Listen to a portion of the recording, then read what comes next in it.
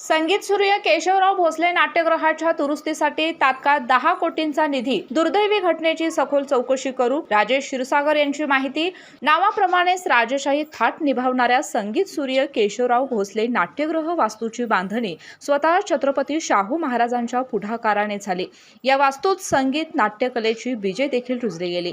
आज अचानक लागलेल्या आगीने कोल्हापूरच्या अस्मिता आगीच्या खाईत लोटलेली पाहणे दुर्दैवच आहे। पण या वास्तूच्या पुनरुभारणीसाठी तात्काळ 10 कोटींचा निधी मंजूर करण्यात आला असल्याची माहिती राज्य नियोजन मंडळाचे कार्यकारी अध्यक्ष श्री राजेश क्षीरसागर यांनी दिली।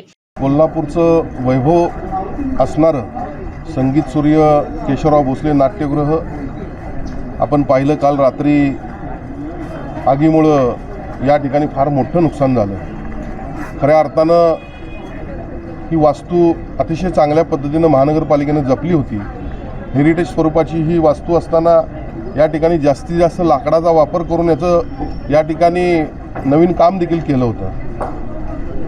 एसीच्या स्फोटामुळे साधारणतः प्रथमदर्शनी असं दिसतंय की हे नाट्यगृह जळालेलं आहे। अत्यंत वाईट घटना आहे। काल जर पाहिलं तर आपण अनेक कलाकार, अनेक या नाट्यगृहाच्या संबंधित असणारी लोक या ठिकाणी ढसाढसा रडत होती।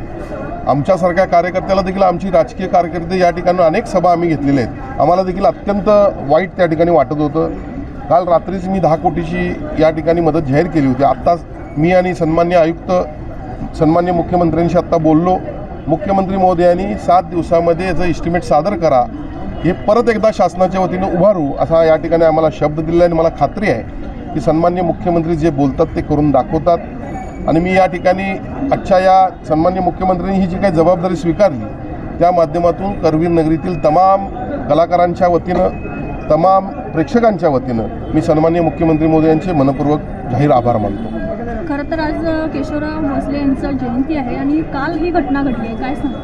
नाही, खरंच दुर्दैवी घटना आहे। वयाच्या 4थ्या वर्षापासून संगीत सूर्य केशवराव भोसले हे नाट्यकर्मी किंवा कलाकार म्हणून ओळखले जातात। त्यांच्या नावानं हे छत्रपती शाहू महाराजांनी हे थिएटर या ठिकाणी उभा केलं होतं आणि अशा या त्यांच्या जयंतीच्या आदल्या दिवशी हे घडावं हे दुर्दैवीच म्हणावं लागेल। आणि खऱ्या अर्थानं आता ह्या झालेल्या घटनेला आपल्याला तोंड द्यावं लागेल आणि त्यामुळे सरकार सक्षम आहे।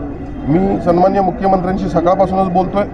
मुख्यमंत्री महोदयांनी या ठिकाणी तातडीनं हे उभारण्याचा आम्हाला शब्द दिलेला आहे।